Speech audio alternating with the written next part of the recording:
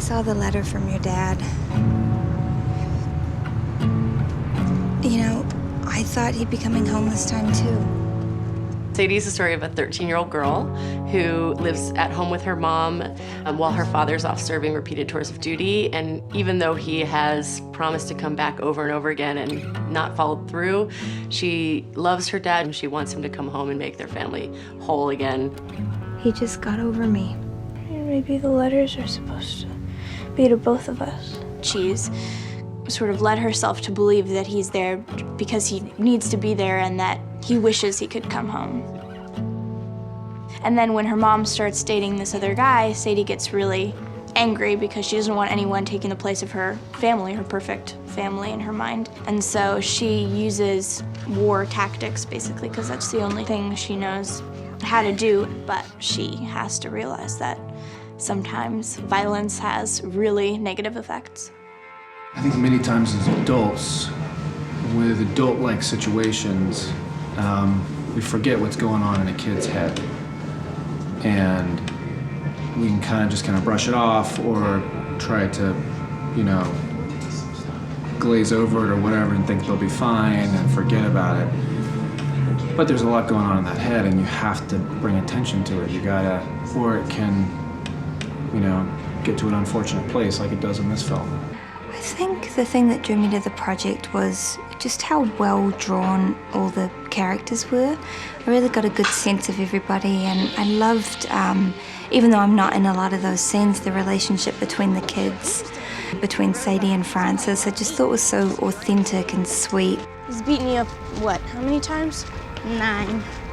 I play Francis, and my relationship with Sadie is we're best friends, and she takes up for me if somebody's bullying me and stuff. Hey! Sophia's the nicest little girl, and then as soon as she becomes Sadie, her whole energy shifts and she becomes a different person, literally. And it's very hard to do that, especially for a kid. I feel like I need to tell you that these horrors that you're writing about, they got extreme consequences. What I like about playing Bradley is I think he's a figure in Sadie's life that does see things that nobody else is seeing. And so, and I do think there's those people in kids' lives that are like, there's something going on there that the parents might be ignoring. So I like having that kind of sight into her. I don't even get why they're teachers in the first place. The D character is cool. There's kind of a moral compass to the movie, and Sadie checks in with him now and again. I keep it simpler. Frogs, squirrels, and whatnot. Men are tough. I give it a little more time before starting on them. He's kind of this gruff old retired guy that's kind of mean to his daughter but loves her. Kind of the overseer of the trailer park. He does have kind of sage advice for people. And he's just funny. You can stop sucking it in. I love you too, Dad. The reason I wanted to be a part of Sadie is because I feel like this character is a new narrative that is not always told in this industry. It's also of a woman in a story that does not comment on race or size. Because this is the world that we live in. This is what we are. We live together. We are together. You know, there's big women that get love too, and there's Black women that live in trailer parks as well. We kind of have an idea that most African Americans are just kind of living in like a hood or the ghetto, and to get to bring another setting to this woman's life to show many more layers to this was really thrilling. You know, my character's suffering from an addiction to painkillers, and this is just one story being told about this, but it's happening everywhere, and it's happening to all kinds of people. I've had a lot of friends and family members who have been caught up in opioid addiction. I thought John Gallagher Jr. had a really difficult job in trying to play somebody who's both charming and has a lot of flaws. To see a well-rounded human who also is struggling with an opioid addiction, for me was very, very gratifying. I just kind of see him as a good guy with a good heart, but he's up against some personal demons and in a lot of pain and dealing with a lot of fear, and just kind of trying to do the best that he can with what he has. In a lot of traditional war movies, there's a focus on a character who's on the front, who's in war, in battle, and they're writing letters home. In the case of Sadie, we have a 13-year-old girl whose father is deployed in the military overseas, and she's writing him letters from her battlefront at home.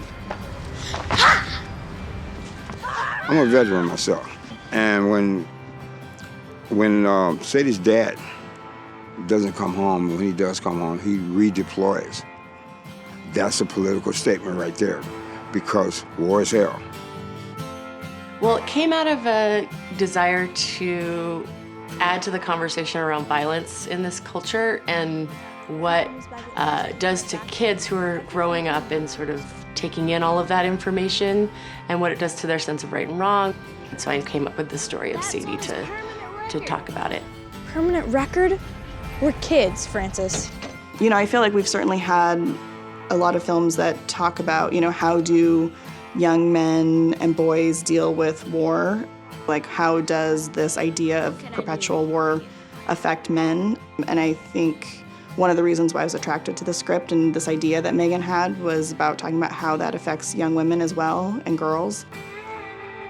It's like, what does that do to a young girl if you think that it's an okay way to solve problems and to convince people and change people's minds by bringing violence into the situation, by trying to, you know, force your will on other people? But it's something that I think kids don't have the capacity to truly, fully understand. And it's filtered down, and Sadie really sees that, experiences it, and experiments with it. She knows what she's doing, she knows what she wants, she thinks she knows how to get it. But the story is about her realizing that maybe the way she does things isn't the right way, always. Over the years as we've been making the project, it's only become, I think, more relevant in our current political times. It's really interesting, also sad and terrifying how much more relevant this film has become since we first tried to start making it. Every film, I feel like, is a political film. It's not necessarily always a positive political takeaway or even an intentional political takeaway, but I think every film impacts its audience in some way. So if you can create something with intention and talk about human beings with empathy and sort of encourage your audience to approach characters with empathy, then that will translate into the world, and hopefully we can sort of deal with each other in general with a little bit more empathy, which would go a long way to solving some of the divisiveness that we're having in this country, I think. I think Megan's a force. She's a force. It's so funny working with her because she really thinks like an AD, she thinks like a director, and she thinks like a producer, sometimes all in the same moment. People have an immense amount of respect for her. I love Megan. It's really nice because she's very specific about what she wants, but she's not nitpicky, you know? So you feel like you have a lot of freedom, but you definitely know that she's getting what she wants, so it's the best of both worlds. Yeah. She just doesn't have an ego, she doesn't have attitude. To have a creative environment, you need to have that safety where nobody's walking on eggshells, so you can kind of do your best and you can be free to have ideas and stuff. And she definitely nurtures that environment. Sorry, I was in Keith mode. It's not just a film about a little young girl named Sadie. It's a film with statements in it. It's a film with things that make you reflect, you know, and make you think about yourself. Maybe help you to be a better person. It's really a cool story about a young girl and her struggles dealing with her family and where she's growing up. It's a really well-written story, and I think people will gravitate towards her character, feel for her, and feel for the predicament that they're all in. You know, at the end of the day, I think it's a really beautiful film that deals with some of our larger societal problems, but in this very, you know, small, individualized, you know, personalized way that's authentic. I think that anybody who enjoys watching explorations of human relationships should go see this movie, because there's just so much in it. There's a mother-daughter relationship, a mother-son relationship, relationships between the kids.